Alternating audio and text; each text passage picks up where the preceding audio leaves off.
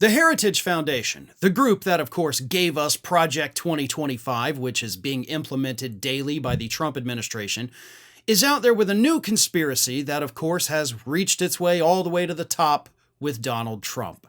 This conspiracy that started just a few days ago from the Heritage Foundation says that all of the pardons, and even, by the way, some of the laws that President Biden signed while he was president are totally null and void because, the Heritage Foundation says, he used what's called an auto pen, which means he didn't physically sign it.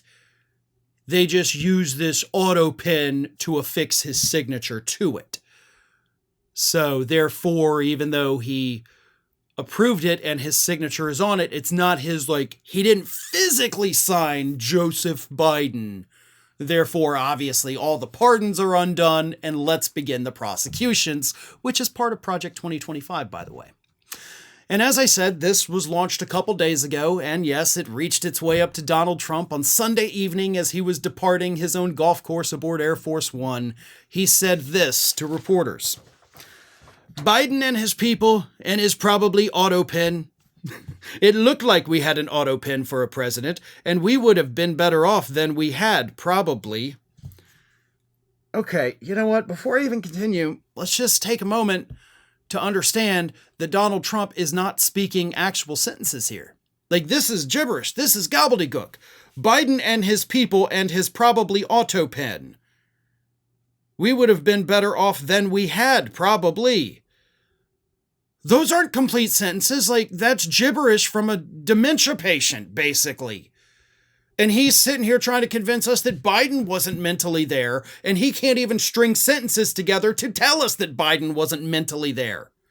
Okay, that's a problem. That kind of seems like maybe that's an important part of the story, but of course nobody talked about that because God forbid the media give Donald Trump's mental problems the same kind of coverage they gave Biden's mental slippage. But anyway, this idiot continued. But it looks to me like, that's a big subject. Again, not even real sentences. I'm sure you won't ask about that. But the whole subject of auto pen, did he know what he was doing? Did he authorize it? Or is this somebody in an office, maybe a radical left lunatic, just signing whatever that person was? Signing whatever that person was? Was he signing people? That's what your sentence says. Signing whatever that person was. Huh. Yeah, but Biden's the one who's not mentally there. Gotcha. And then a reporter asked to follow up, are those executive orders, those pardons now null and void? And Trump continued, I think so. It's not my decision. That'll be up to a court.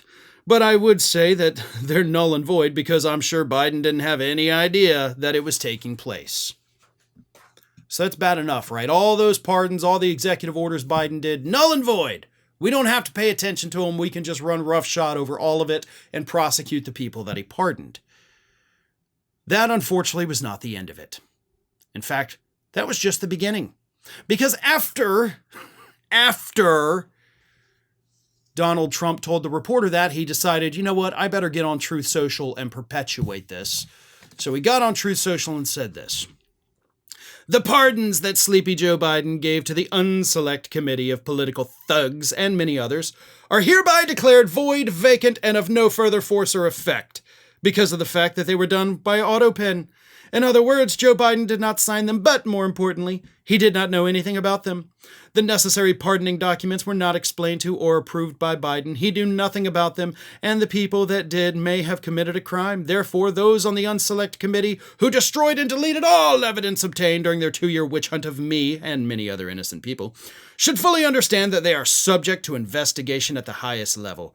The fact is, they were probably responsible for the documents that were signed on their behalf without the knowledge or consent of the worst president in the history of our country, crooked Joe Biden. A lot to unpack with that. So let's start with the very obvious. He used an auto pen. You actually don't even have any proof of that. Neither does the Heritage Foundation, which started this little conspiracy theory. The Heritage Foundation's research is based on digitized documents housed in the National Archives. Now, in the National Archives, the available documents that the Heritage Foundation was able to access are not the original documents. They are scanned-in digital versions of them. The scanned-in digital versions do not contain the actual signature of a president of the United States, no matter who it is. Instead, a digital signature is affixed to all of those documents. It doesn't matter if it was Biden, if it was Trump, Obama, Bush, Clinton, going all the way back. They don't put the actual signature in the digitized document. They put the digital signature on the document. So the documents that Heritage was even basing this off of are not the original documents. They can't even tell if an auto pen was or was not used because they don't even get to see the actual signature. They literally made it up, is what I'm saying, folks. They literally made it up to create a controversy where none exists, because part of Project 2025 is prosecuting Trump's political enemies, but he can't do it if they got a pardon. So they make something up, Trump runs with it, declares the pardons null and void, and says you guys are open to investigation. All right, let's take it a step further. Let's assume for a second Trump did use an Biden used an auto pen. So then those would be null and void, right? No, actually, they're not. Even if he used an auto pen, that is still constitutionally allowed.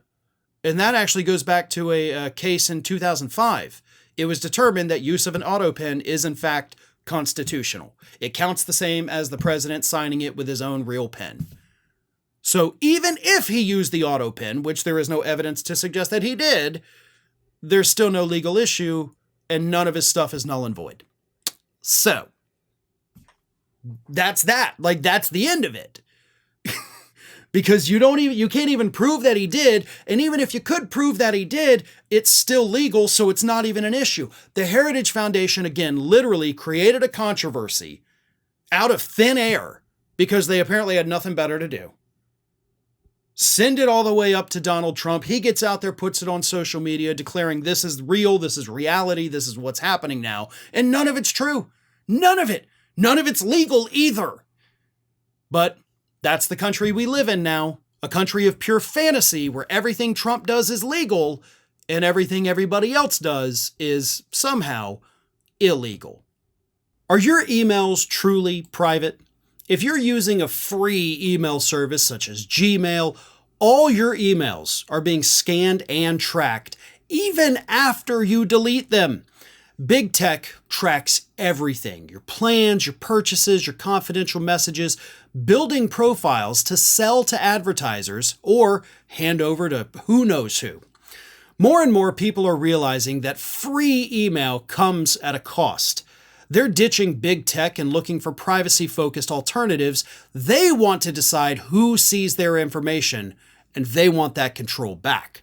That's why I recommend StartMail. They've been a trusted name in secure email for over a decade now. And here's a key detail. StartMail is based in the Netherlands, a country renowned for its strong data and protection laws. Unlike big tech email, StartMail never scans or tracks your emails. StartMail blocks invasive tracking pixels in emails, protecting you from being monitored by companies and hackers.